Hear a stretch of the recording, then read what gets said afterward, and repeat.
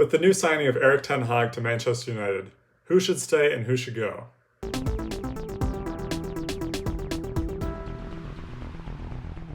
All right, fellas, welcome back to another questions episode. As we all know, Erik Ten Hag was recently confirmed as the new manager of Manchester United. Seeing as the Manchester United squad is a little bit all over the place these days, let's take a look through their squad and see which players we think should go, who we think he should bring in. And maybe, Max, you can start us off with which players in Manchester United's current lineup should stay. Yeah, I mean, I think this is really tough, and I think more than coaching and managing, he has just a really tough job ahead of him. Some of the names that really stick out to me are Sancho, Ilanga. Ronaldo for me is kind of a question mark. Assuming they do make the Champions League, I do see him staying there. I think it's a different conversation if they miss out on the Champions League next year. Bruno, obviously, De Gea, Varane, and really the biggest name that I think is going to benefit out of all of this is Donny van de Beek. He was with him at Ajax, and I expect him to really be a starter in the team next year.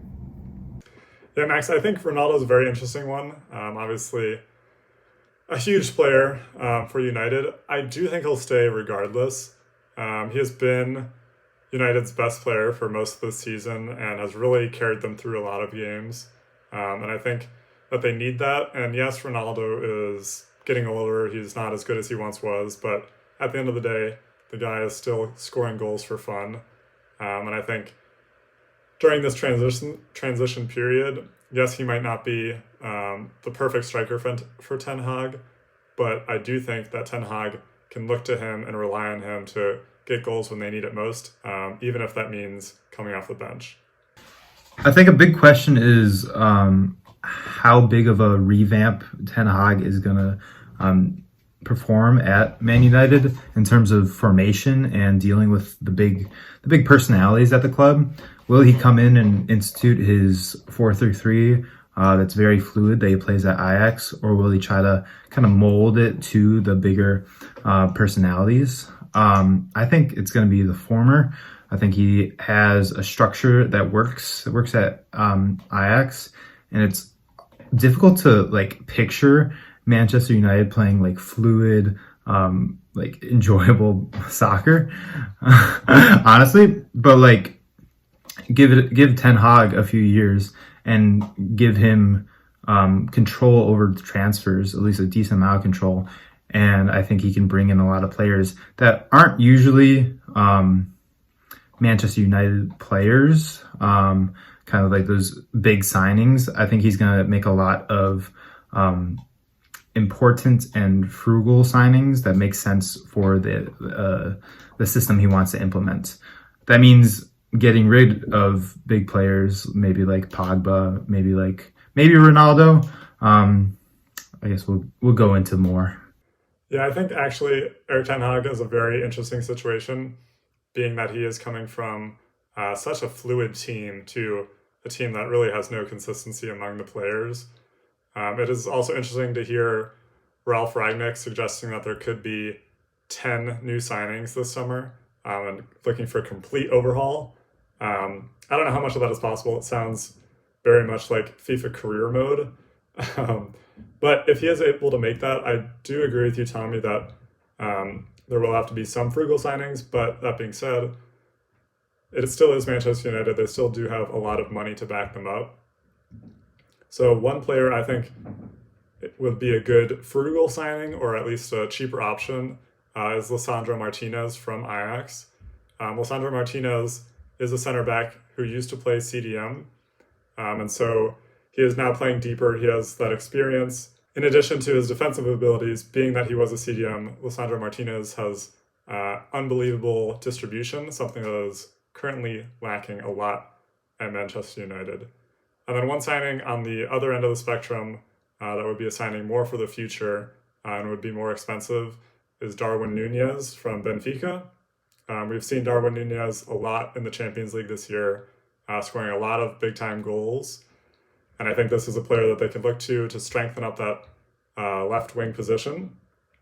And if we put Sancho on the right and then we have either Ronaldo or someone else down the middle, I think that could be a very big signing for them. I'm going to go out and say their biggest weaknesses are defensive mid and right back. Wan-Bissaka has not panned out for them at all. And I think while center back, I know a lot of people like to make fun of Harry Maguire. They still have Varane. I think they'll need another center back. But I think a bigger issue is their lack of defense at whatsoever in the midfield. You see that in their games, that they constantly get caught out, and their defenders are usually like 3-on-3, 2-on-2, kind of just floundering out there. So my signing, also from the Netherlands League, is Ibrahim Sangare. He's not from Ajax, he's from PSV on the other side of the rivalry. But I think Ten Hag has seen him play. I know Analytics Twitter loves him, and I've seen some highlights, and I think he is one of the better young defensive mids out there on the market, and he is from a league that Ten Hag is familiar with. In terms of right back, I know that we're going to the Netherlands a lot, but I think Mazraoui is a player that from Ajax that really impresses me and could fit into their system as more of an attacking right back. He should honestly just bring over the whole Ajax team. I feel like he plays so well with them, and then you have so many young players like Antony, Gravenberch, Timber. There's a lot of players there that could make a successful move over. Too bad Mazraoui and Gravenberch are going to be at Bayern next year, Tommy. Otherwise, I would say that it would be a great signing. But those are definitely big players Bayern's going to be looking at as well. But what I'm really excited about is seeing, Erik Ten Hag has always had a commitment to the youth players. And that's really how he's built up Ajax. That's how he's created his free-flowing attack. And I think it was really interesting because he was actually a defender when he played. So it's interesting that he's, really focused on an attack, free-flowing game. But I think, this whole transfer and Ten Hag moving to Manchester United is really bigger than him. He's going to be the 5th permanent manager since Sir Alex Ferguson. And, there have been big, signings as managers. We've had David Moyes, Louis van Gaal, Jose Mourinho, Ole, Ryan Giggs, and Michael Carrick also held positions during that time as former players. So I really think Ten Hag can't do this alone, and the players can't do this alone. It's really going to come down to how is Ten Hag going to be able to manage the ownership and executives on the board. We've already seen, director of player scouting and another executive move on from Manchester United already. And I think this is only the beginning of the overhaul. Yeah, I think that's a huge factor that they have Ralph Rangnick moving into a management position. He obviously is the current manager now and has that firsthand experience of how this team plays. And so I think he'll be a great asset to Erik Ten Hag to have theoretically in his corner.